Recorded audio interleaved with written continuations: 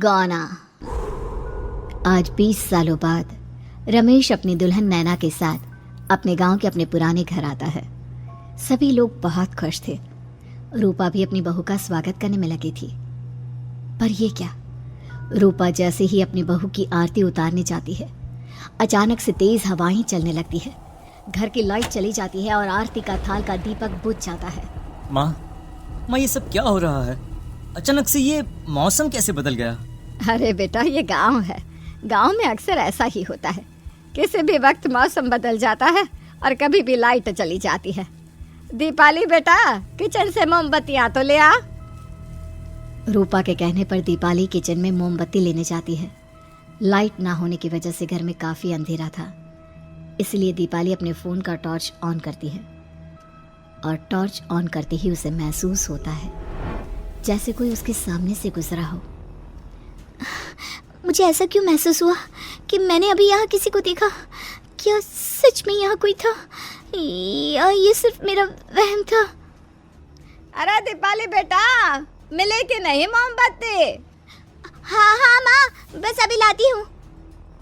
दीपाली सारी बातों को भूलकर मोमबत्ती जलाती है और जैसे ही मोमबत्ती लेकर वापस बाहर जाने के लिए पीछे मुड़ती है तो उसके सामने एक 10 साल की छोटी बच्ची खड़ी होती है। उस बच्ची की एक झलक देखते ही दीपाली डर जाती है और जोर जोर से चिल्लाने लगती है। तभी अचानक से लाइट आ जाती है।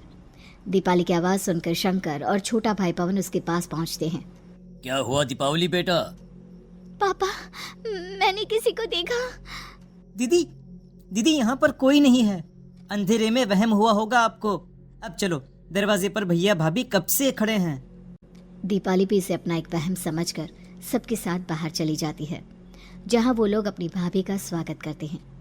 नैना अपने पैरों से कलश को गिराकर थाल में पैर रखती है और घर के अंदर जाती है। सब घर के अंदर चले जाते हैं। भाभी, मैं आपकी ननद नहीं, आपकी छोटी बहन और फ्रेंड की तरह हूँ, इसलिए कभी भी आपको ये लगे कि भैया आपको सता रहे हैं तो आप उनकी शिकायत मुझसे कर देना।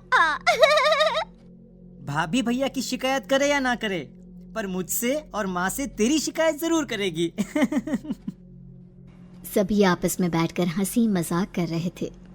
नैना भी घूंघट किए अपने बिस्तर पर बैठी थी। वो सब आपस में बात कर ही रहे होते हैं कि तभी उन्हें एक अजीब डरावनी आवाज सुनाई देती है और कमरे की खिड़की अपने आप ही खुल जाती है। मुझे इसीलिए गांव पसंद नहीं। गांव में ऐसी ही डरावनी आवाजें आती हैं। मैंने तो सुना है गांव में बहुत सारे भूत भी होते हैं और इस मौसम को पता नहीं क्या हो रहा है। मुझे तो बहुत डर लग रहा है। मैं तो अपने कमरे में जा रही हूँ सोने। बाय भाभी, हम कल बात करेंगे। अब सब अपने कमरे में सोने चले जाते हैं। नैना अपने कमरे में बिल्कुल अकेली थी। कुछ देर बाद रमेश अपने कमरे में आता है और देखता है कि नैना खिड़की के पास खड़ी होकर बाहर की ओर एक टक नजरें लगाकर देख रही थी। क्या हुआ नैना, बाहर क्या देख रही हो? मैं बाहर का मौसम देख रही हूँ रमेश जी। इस मौसम को देखकर ऐसा लग रहा है जैसे आज कोई अपना बदला लेने के लिए आया है। तुम क्या बोल रही हो? मेरी कुछ समझ में नहीं आ रहा। और वैसे भी रात काफी हो चुकी है, अब हमें भी सो जाना चाहिए। चलो। इतना बोलकर रमेश सोने के लिए बिस्तर पर लेट जाता है, पर नैना अब भी खिड़की के पास ही खड़ी होती है। रमेश के सो जाने के बाद नैना अपनी सास के कमरे में जाती है और अपनी सास के पास बैठकर रोने लगती है, जिसे सुन सास की नींद खुल जाती है। बहू, अरे क्या हुआ बहू? तू इतनी रात को यहाँ मेरे कमरे में बैठकर रो क्यों रही है? मम्मी जी, आपने मुझे क्यों नहीं अपनाया? आपको पता है, आपकी वजह से मुझे और मेरे परिवार वालों को गांव वालों के कितने ताने सुनने पड़े। तू मेरी बहू नहीं है? कौन है तू? मम्मी जी, मैं आप ही की बहू हूँ। आपने मुझे अब भी नहीं पहचाना? इतना बोलते ही नैना की आंखें लाल हो जाती हैं। वो जोर जोर से हंसने लगती है। मौसम का रुख बदल जाता है। कमरे की खिड़कियां और दरवाजे अपने आप ही खुलने और बंद होने लगते हैं। देखते ही देखते नैना हवा में उड़ने लगती है और वो अपनी आंखों के इशारे से अपनी सास को भी हवा में लटका देती है। तेरी वजह से मुझे और मेरे घर वालों को ताने सुनने पड़े। तूने जो पाप किया है, तुझे उस पाप की सजा मिलेगी और अब तेरी इस गलती की सजा तेरा पूरा परिवार भुगतेगा। इस तरह से नैना बड़ी ही बेरहमी से अपनी सास को मार डालती है और आराम से अपने कमरे में जाकर सो जाती है। अगली सुबह जब घर वालों को कमरे में रूपा की लाश मिलती है तो उन लोगों के पैरों तले जमीन खिसक जाती है। कल तक माँ बिल्कुल ठीक थी, फिर अचानक ऐसा क्या हुआ रात को कि माँ हम सबको छोड़कर चली गई। सारी गलती मेरी है। बेटे की शादी की खुशी में मैं ही रात को घर वापस नहीं आया और चला गया अपने गांव के दोस्तों से मिलने। अगर रात को मैं अपनी रूपा के साथ होता तो शायद आज वो हमें छोड़कर न जाती। घर में शोक का माहौल पसर गया था, पर नैना को इस बात से कोई फर्क नहीं पड़ रहा था और ये बात कहीं ना कहीं पवन को भी समझ में आ रही थी। अब ऐसे ही कुछ दिन बीतते हैं और 1 महीने के अंदर ही अंदर शंकर की भी मौत हो जाती है। पहले माँ छोड़कर चली गई और अब पिताजी। क्या हो गया है हमारे घर को? पता नहीं किसकी नजर लग गई है। भैया ये घर सही नहीं है। हम जब से इस घर में आए हैं कुछ न कुछ बुरा ही हो रहा है। हमें यहाँ से वापस शहर चले जाना चाहिए। जहाँ रमेश, दीपाली और पवन का रो रो कर बुरा हाल था, वहीं नैना अपने कमरे में बैठी आराम से मेकअप कर रही थी। दीदी मुझे तुमसे कुछ बात करनी है। मुझे लगता है कि इन सब के पीछे भाभी का हाथ है। पवन तू ये सब क्या कह रहा है? तू होश में तो है ना? अगर भैया भाभी ने तेरी ये बकवास बात सुन ली तो उनके दिल पर क्या गुजरेगी? तो भाभी पर इतना बड़ा इल्जाम कैसे लगा सकता है? दीदी आप खुद ही देख लो ना, हम जब से इस घर में आए हैं सब कुछ बदल गया है। शादी से पहले नैना भाभी ऐसी बिल्कुल नहीं थी, पर अब वो किसी से बात नहीं करती, ज्यादातर अकेले अपने कमरे में ही रहती है और कभी उनसे बात करो भी तो न जाने कैसी अजीबोगरीब तरह की बातें करने लगती हैं। तू पागल हो गया है? आप समझती क्यों नहीं है दीदी? देखो ना, हमारे घर में मौत का सिलसिला शुरू हो गया है, पर भाभी को कोई फर्क नहीं पड़ रहा। वो अभी भी मेकअप कर रही हैं, आराम से खाना खा रही हैं। और दीदी आपको पता है, जिस रात माँ की मौत हुई थी ना, उस रात मैंने भाभी को माँ के कमरे में जाते हुए देखा था। पवन की बातें सुन अब दीपाली के मन में भी शक पैदा होने लगता है और वो इस बारे में रमेश से बात करती है। रात को सब साथ में बैठकर खाना खा रहे थे, तभी कौन हो तुम और तुम ये सब क्यों कर रही हो? क्यों सबकी जान ले रही हो? रमेश जी ये आप क्या कह रहे हैं? मैं भला मम्मी जी पापा जी की जान क्यों लूंगी? मैंने कब कहा कि तुमने माँ पापा की जान ली? नैना, तुम तो मेरी पत्नी हो, तुम थोड़ी किसी को मारोगी। नैना, तुम नैना ही हो ना? रमेश की ये बात सुनते ही नैना खाना छोड़कर गुस्से में सबको देखने लगती है। नैना की गुस्से भरी आंख को देखकर तीनों भाई बहन डर जाते हैं। तभी नैना जोर जोर से हंसने लगती है। मैं ही तो हूँ, आपकी पत्नी गौरी। गौरी का नाम सुनते ही रमेश के होश उड़ जाते हैं। आखिर कौन है ये गौरी? क्या है इस घर और घर वालों का राज? हमारे दोनों बच्चे एक साथ कितने अच्छे लग रहे हैं ना। हाँ, कितने अच्छे दोस्त हैं दोनों। बस बड़े होने के बाद भी इनकी ये दोस्ती बनी रहे तो बच्चे कितने खुश रहेंगे। मैं क्या सोच रहा था कि क्यों ना हम अपनी दोस्ती को रिश्तेदारी में बदल दें। मैं अपने बेटे रमेश की शादी तेरी बेटी गौरी से करना चाहता हूँ।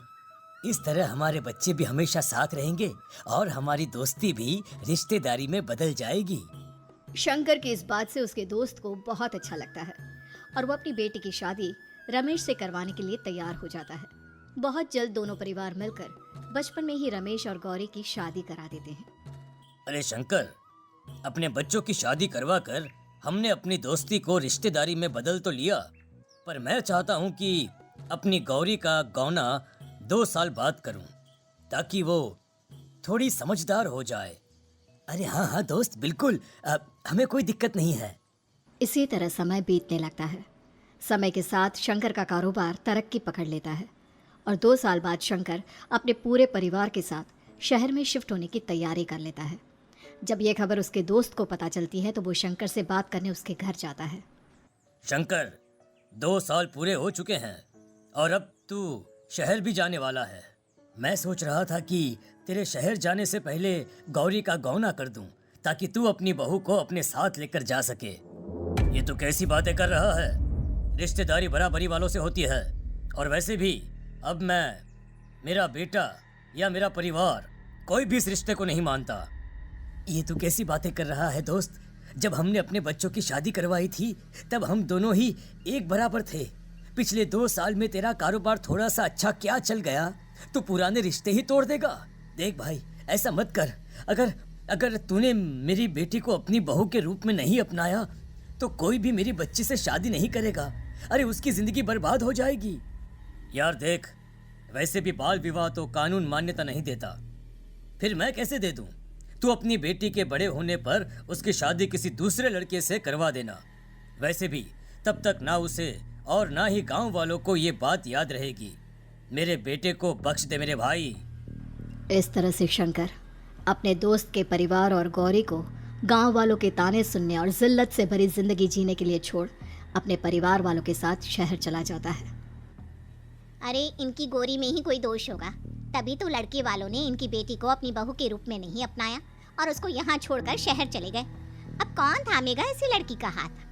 अरे पता नहीं कैसा आदमी है जो गांव वालों के इतने ताने सुनकर भी सर उठाकर गांव में चल रहा है।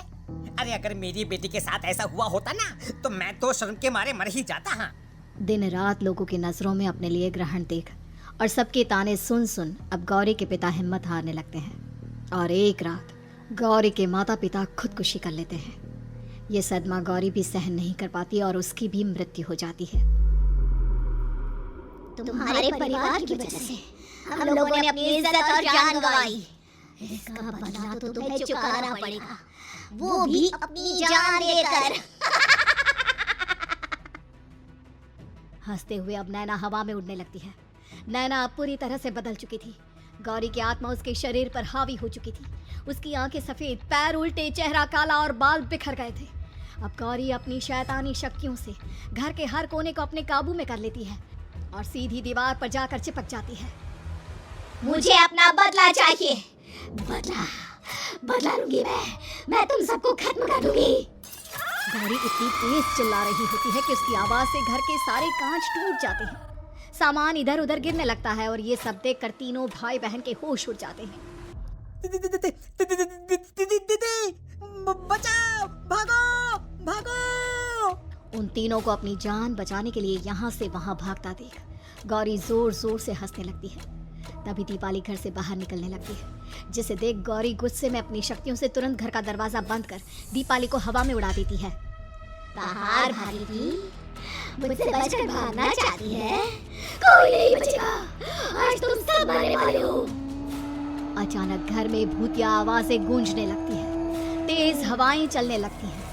सोफा, टेबल, कुर्सी सब हवा में उड़ने लगता है। ये सब देखकर रमेश, दीपाली और पवन की रूह कांप जाती है। घर में ये सब होते हुए और अपनी बहन को हवा में उड़ते हुए देख रमेश और पवन को भी समझ में नहीं आ रहा था कि वो क्या करे, कैसे अपनी जान बचाए। इतने में गौरी अपनी आंखें दीपाली की तरफ करती है और अपनी शैतानी शक्तियों से उसका गला दबाने लगती है। भागने का बहुत शौक है ना? अब मैं तुझे इस दुनिया से ही भगा दूंगी। इतना बोलकर गौरी दीपाली को उठाकर फेंक देती है और दीपाली दीवार से टकराकर नीचे गिर जाती है। दीपाली के पूरे शरीर में चोट के निशान होते हैं और वो उठ भी नहीं पाती। दोनों भाई भागते हुए अपनी बहन के पास जाते हैं। ये तो बस शुरुआत है, मैं तुम तीनों को तड़पा मारूंगी। अरे पर हमने क्या किया है? हम तीनों भाई बहन तो निर्दोष हैं। गलती तो हमारे माता पिता ने की थी और उन्हें तुम पहले ही मार चुकी हो, फिर हमारे पीछे क्यों पड़ी हो? पवन के इतना बोलते ही गौरी एक हवा के झोंके की तरह उसके पास आती है और उसका गला पकड़कर उसे हवा में उठा देती है और रमेश को गुस्से भरी नजरों से देखती है। गलती मेरे परिवार की नहीं थी, बदला कोना पड़ा। मैं किसी को नहीं छोड़ूंगी। गौरी पवन को हवा में उछाल देती है, जिस पर कमरे की छत से टकराकर जमीन पर आकर वो गिरता है। उसके सर और शरीर पर जगह जगह चोट लग जाती है और खून बहने लगता है, जिसे देख अब रमेश से चुप नहीं रहा जाता। गौरी, तुम्हारा गुनहगार मैं हूँ। तुम्हारी शादी मुझसे हुई थी। अगर तुम्हें बदला चाहिए तो मुझसे लो। मेरे भाई बहन को छोड़ दो। तुम मुझे मार दो। मरना तो सबको पड़ेगा। अरे पर इसमें उन दोनों की कोई गलती नहीं है। प्लीज, मैं मानता हूँ कि तुम और तुम्हारे परिवार के साथ जो कुछ भी हुआ वो गलत था, पर गौरी, मैं प्लीज, मेरे भाई बहन को छोड़ दो। उन्हें तो इस बात के बारे में कुछ भी पता नहीं है, उनका इस सबसे कोई लेना देना नहीं है। तुम और तुम्हारा परिवार यही चाहता था ना कि मैं तुम्हें अपना लूं। उस समय मैं बच्चा था, मेरे पास इतनी समझ नहीं थी, पर आज मैं तुम्हें तुम्हारे इसी रूप में अपनाता हूँ। मेरे साथ जो करना है कर लो, बस मेरे भाई बहन की जान बख्श दो उनकी जान। रमेश की ये बात सुनकर गौरी का गुस्सा थोड़ा शांत होता है। ठीक है, मैं तुम्हारे भाई बहन को नहीं मारूंगी, पर तुम्हें मरना होगा और तुम्हारी आत्मा को मेरे साथ शादी करनी होगी। मुझे मंजूर है। अब रमेश गौरी के साथ छत पर जाता है और छत से नीचे को जाता है। रमेश के मरते ही गौरी उसकी आत्मा को अपने साथ ले जाती है और इस तरह से रमेश खुद मरकर अपने भाई बहन को बचा लेता है।